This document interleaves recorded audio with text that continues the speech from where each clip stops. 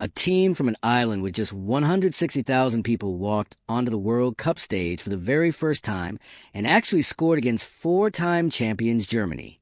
Stick around, because the numbers from this match tell a story way bigger than just a 7-1 scoreline. Before we dive into the breakdown, hit that subscribe button and turn on notifications, because we are covering every single World Cup 2026 match with stats and analysis you won't find anywhere else. The match overview. On June 14th, 2026 at NRG Stadium in Houston, Germany opened their Group E campaign against Curaçao, the smallest nation ever to qualify for a World Cup. The final score read Germany 7, Curaçao 1. On paper, it looks like a routine beatdown by a four-time champion against a debutante, but the underlying numbers tell us a lot about where both teams stand heading into the rest of the tournament. The goal timeline.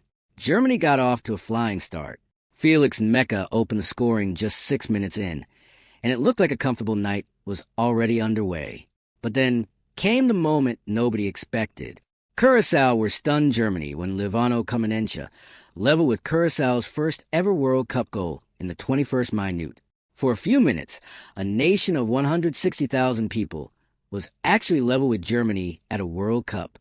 That is the kind of moment that makes football magical. Germany did not panic.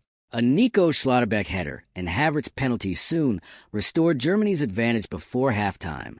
The penalty came after Felix Mecca was tripped in the box by Reichly Bezoer, and Havertz made no mistake from the spot. Germany went into halftime up 3-1, and that early scare from Curaçao was already a distant memory. The second half collapse. The second half is where this match turned from a contest into a statement. Germany wasted no time after halftime to extend the lead with Jamal Musiala scoring in the 47th minute. Then Brown scored in the 68th minute to push the advantage to 5-1, and Deniz Undav added a goal in the 78th after assisting on Brown's goal. Havertz was not done either. Havertz's second goal came in the 88th minute, completing a brace and sealing a final score that nobody saw coming after that 21st minute equalizer. The numbers behind the scoreline. This is where the analytics get really interesting. Germany controlled 57% of possession compared to Curaçao's 35%, with 9% of the ball in contests. But the shot numbers are even more telling. Germany fired off 26 total attempts at goal with 12 on target, while Curaçao managed just 8 attempts with 2 on target. And almost everything Germany created came from dangerous areas. All 7 of Germany's goals came from inside the penalty area, compared to Curaçao's single goal also coming from inside the box. Germany also racked up 6 assists on their 7 goals, showing this was not a one-man show. It was a full team performance clicking in every phase. What this means for both teams. For Germany, this result feels bigger than just 3 points. The four-time champions are seeking redemption after failing to get out of the group stage in Russia and Qatar following their 2014 title. Coach Julian Nagelsmann did not hide how important this was, saying the team really needed this convincing win for self-confidence, and that while the belief was already there, it definitely grew. For Curaçao, the story is completely different but just as powerful.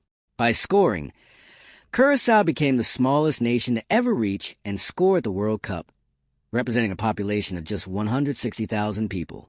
That goal in the 21st minute will be remembered in Curaçao for generations, regardless of the final scoreline. The bigger picture. Even with a heavy win, this match exposed some defensive questions for Germany. Analysts are already asking whether a better team than Curaçao could expose the frailties Germany showed at the back, and we may find out as this tournament progresses. On the attacking side, though, Germany showed an excellent balance going forward, with Wirtz dictating play in the final third, while Musiala and Sane provided direct running threats. So Germany sent a message with their attack, but also gave opponents a blueprint on how to hurt them defensively. That tension between an electric front line and a shaky back line is going to define how far this team goes in the tournament. A 7-1 scoreline tells you who won. The possession numbers, the shot maps, and that emotional Curaçao equalizer tell you the real story of this match. Drop a comment with your prediction for Germany's next group game, and subscribe so you do not miss our next World Cup 2026 breakdown.